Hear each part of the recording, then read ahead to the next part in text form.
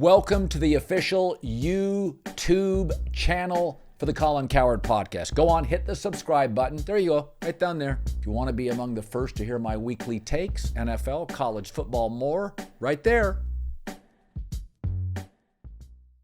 So it was brought to my attention, somebody on the staff said this the other day, is that, and Dan Wojcicki, who's for the LA Times, a bright guy, comes on my show, and he said, I like him. He does a good job. I like Dan. He's really, I don't really know him, but yeah. thoughtful, bright guy. And we were talking about, I said, listen, I think the European structure is better than the AAU. That's what's creating this imbalance in European stars and domestic stars. It's nothing against our kids. AAU is about getting yours, playing with your buddies.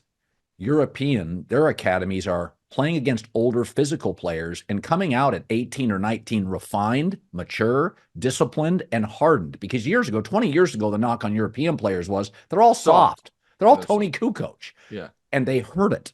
And so now they have created a system in which their guys come out, Luka, Wemby, they come out ready to play physically. Our guys get a little pampered with AAU. You don't get the hard high school or college coaching. You go to G League, you go into a bad team, Jalen Green, and you can get yours. But the game is, there's not a lot to it. It feels like an individual game, and the European guys are part of systems and teams very quickly. And somebody brought this up.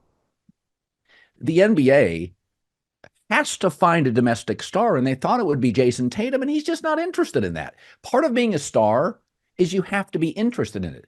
LeBron was. MJ was. Magic was. Bird wasn't. Dr. Kobe was obsessed with it. Yes. Kobe was obsessed with it. Yeah. And the European guys aren't. Just like when you go to Europe, you're a visitor. You tip better. You're more gracious. You're more you don't ad lib and go out to a club. Just, let's just random it. So the European players don't want to be the star of the league. They want to get points. They want to get wins. They get their sleep. And the American kids, frankly, we're waiting for one of these kids to embrace it. And Tatum's not interested. Anthony Edwards may be, but he is in Minnesota. Even KG was sort of invisible in Minnesota, and he's an all-time great player. So I'm thinking about this. We need a domestic. There's nothing. I love the Europeans.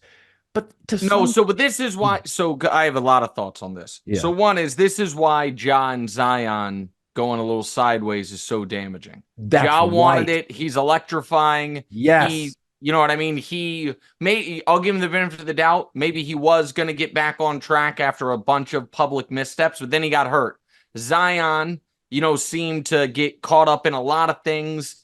And it feels like everyone, even though, by the way, Zion's been excellent this year. He's been healthy. Yeah. The Pelicans have been good. Yeah. But it feels like the idea of Zion's going to be an MVP. Like, everyone's kind of moved past that and been like, oh, okay, he's good. He's really good.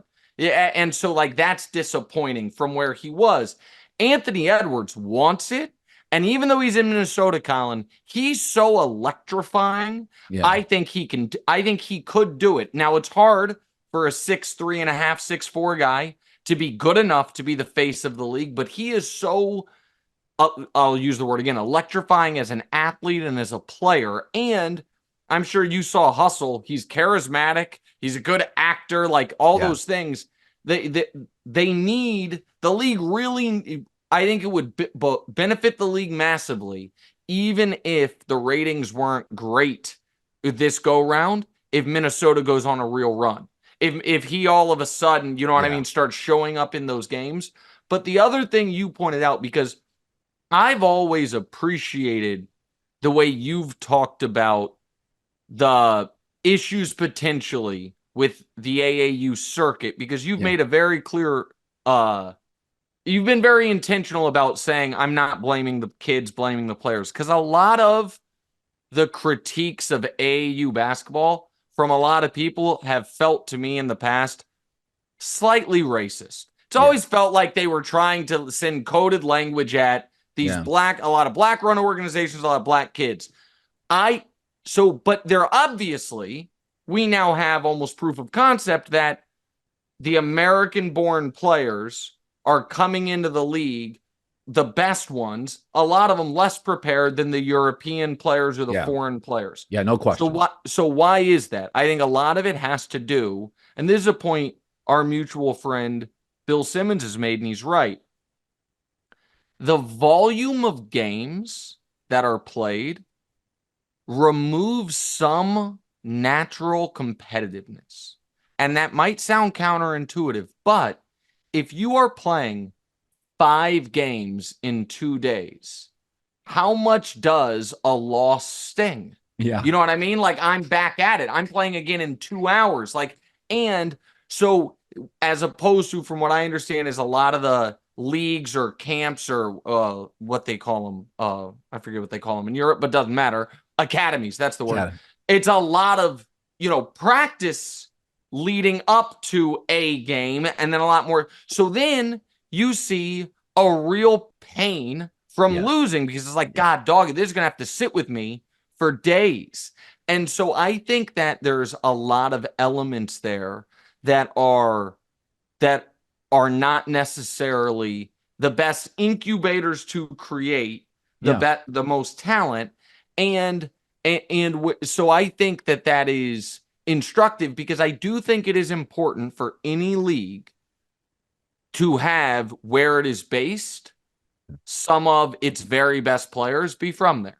I don't think that's nativist. I think that's just normal. Well, I think that one of the reasons hockey's more popular in Canada is a disproportionate amount of the great players are Canadian. You know what I mean? Like, that is, and so, I do think it obviously would be better for the NBA if we can have more domestic stars. But you look right now, the NCAA tournament's coming up. There are far more domestic female stars than male stars. And that's not even debatable. It's not even debatable. Yeah, USC, the girl at LSU, Iowa.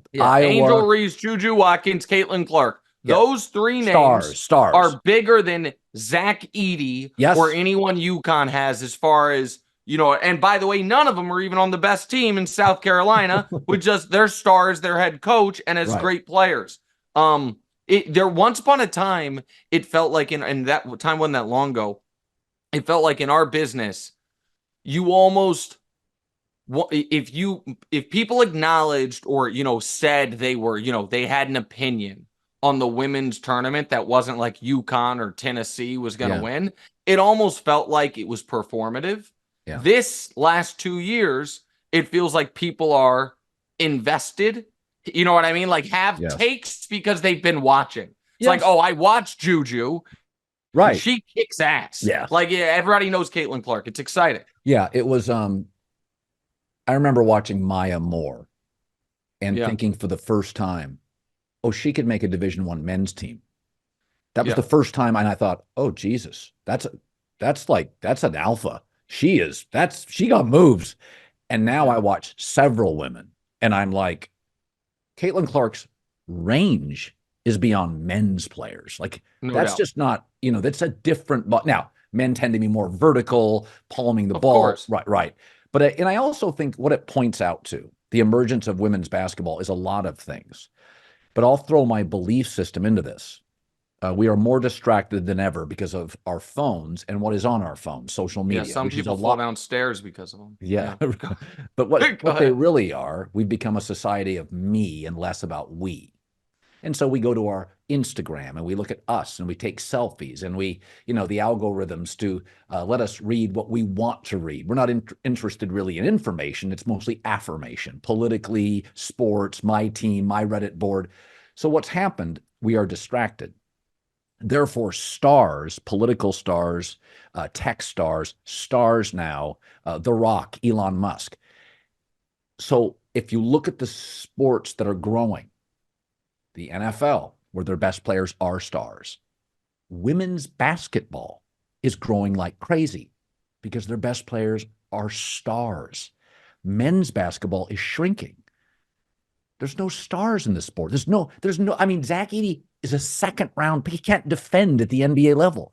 And so if you, and by the way, this has been baseball's problem that Shohei Ohtani, I think, will solve, at least to the Dodgers. He's a bona fide star. So as society has gotten more distracted, we read the headlines. We don't read the story. And metaphorically, politics, that's what opens the door for a Trump. Right. It's people laugh at Trump, and I'm like, Mark Cuban could run tomorrow and be a viable candidate within 6 months. So I think what women's basketball, the growth of NFL and women's basketball are the two fastest growing sports. They're star driven.